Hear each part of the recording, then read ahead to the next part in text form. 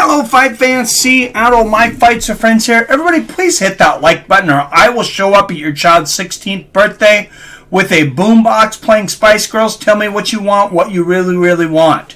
Make sure you're subscribed and don't forget to double tap that notification bell so you're notified whenever we drop a new video or go live like this Wednesday for PFL's $1 million payout. 6 millionaires will be crowned that night, and that is the title of this video. We're going to talk about fighter pay 2020 and 2021. Fighter pay has been in the spotlight a lot, so we're going to compare this last Saturday's UFC Fight Night Vegas 41 to Bellator's 268. The reason we're not doing 269 is because that one was in Moscow, Russia, and I don't have any official numbers for that from any state athletic commission, and Bellator, to my knowledge, has not released those numbers.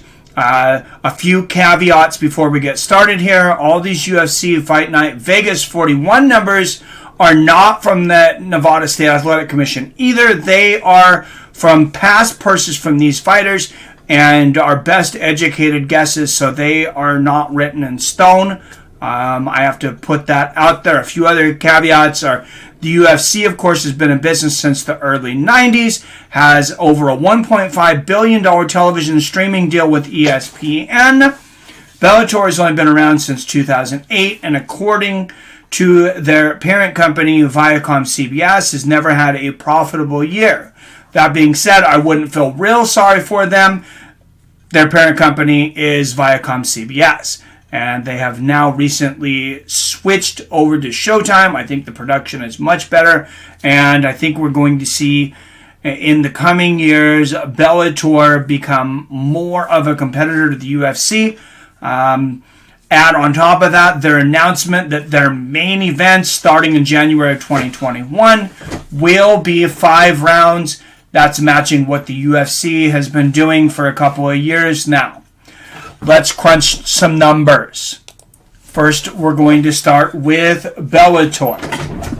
Now, these Bellator early fights, I have been told, I cannot verify, but I have been told from several sources that it is smaller promotions that run these prelims, a lot of local fighters and things, and you can watch these prelims for free on YouTube. If you didn't realize that, they've been streaming them on YouTube and on the Bellator app.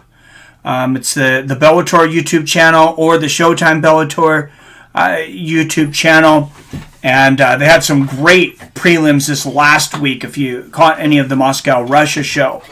But this fight card, you can see at the bottom here, Dion Clash, $2,000, Sullivan Colley, $4,000. 2-2, that's the bottom of the card. I'm not going to read every single one of these salaries. You guys can see them for yourself, but you see Jalen Bates, second fight in, $20,000. Not a bad payday. Move up a little further into the main card, though. You see Nick Brown taking home $37,200, including a little bit of extra for his opponent, Bobby Lee, missing weight. Go up to Muhammad Berkomov, excuse me if I butchered that name, $60K, including $30,000 win bonus. Grant Neal, $24K. UFC veteran Carl Albrechtsen taking home $50,000, including a $25,000 win bonus. I think that's pretty comparable to what he was bringing home when he was in the UFC. Former champion Brent Primus taking home just $50K. I was a little surprised by that one, especially since he defeated Benson Henderson, and he may be in line for a title shot. Benson Henderson bringing home $150, not bad. Top of the card here, Ryan Bader, $150K. He's their former heavyweight champion, but he did lose. Corey Anderson, just his second or third fight in Bellator, taking home $200K. 100 to show, 100 to win, not bad. That is more than he was making in the UFC. And then the main event, Julius Anglickas, Coming into this Bellator light heavyweight tournament as an alternate and still getting $150K. Good for him. Vadim Nemkov, the champion, $250K, including a $75,000 win bonus. UFC will generally pay their champions more than $255,000 when they win. But if you go back 10 years, I don't believe that was the case. Let's go to the UFC Fight Night Vegas cards, though. And a few caveats before I say this. Of course, they're pay-per-view cards. They pay more. They're bringing in more money. On the other hand, Bellator does not have pay-per-view cards. All of their fights are over there on Showtime, which you could say, they are behind a paywall. Just they don't charge you $70 for any of their events. We'll start towards the bottom of this card. Of course, long-time veteran in the UFC, Francisco Trinaldo. This is something that the UFC does well for their veterans. Even though Francisco Trinaldo is not a household name, he's been in the UFC forever. He's gotten a lot of fights, and he gets a little compensation for that. 72 to show, 72 to win, so that's $144,000. $21,000 incentive pay. It says $93,000 total. This is from, I copied and pasted this from SureDog, but it looks like it's actually incorrect. He's $165,000 if I doing the math correctly. His opponent, Dwight Grant, $30,000, $6,000 for his incentive pay from Venom, $36,000. Not too bad. Francisco Trinaldo getting the biggest incentive pay on that. By the way, him and Alex Caceres, because based on how many fights you've had in the UFC. Alex Caceres doing well for himself here against Seung-Woo Choi. Seung-Woo Choi took home $30,000 plus the incentive bonus for $36,000. Alex Caceres, boom. I mean, he raked it in. Doing very well for himself. I know that total says 143. It's going to be even more, though. If you look at his show and his win bonus, that's $144,000 plus 50, $194,000.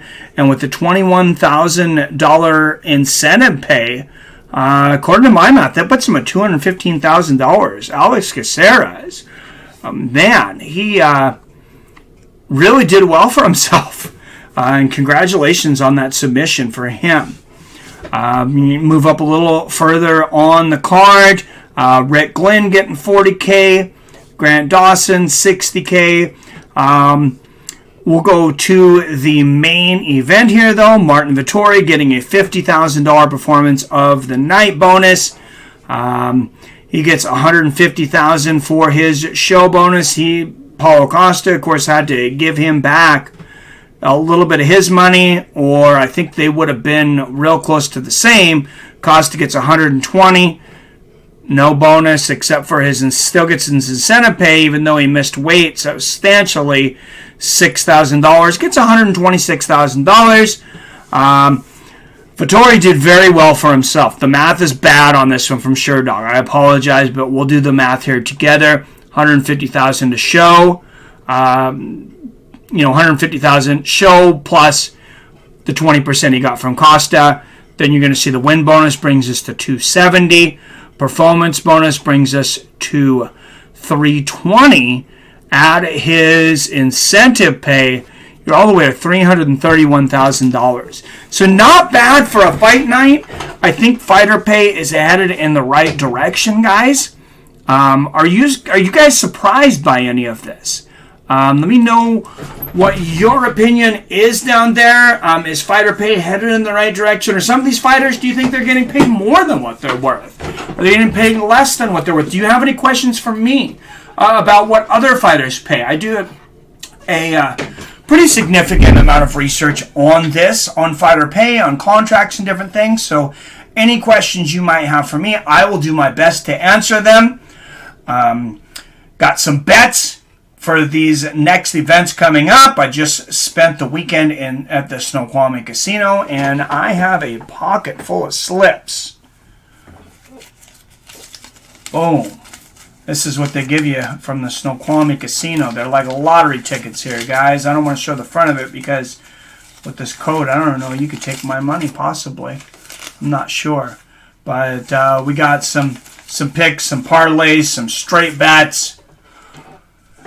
Boom, 5 pick slips. I'll share those with you guys at another time, though. Let me know if you guys have any bets coming up for UFC's, Bellators, this week's PFL. As always, I love you. I respect you. And I'll see your fine asses next time.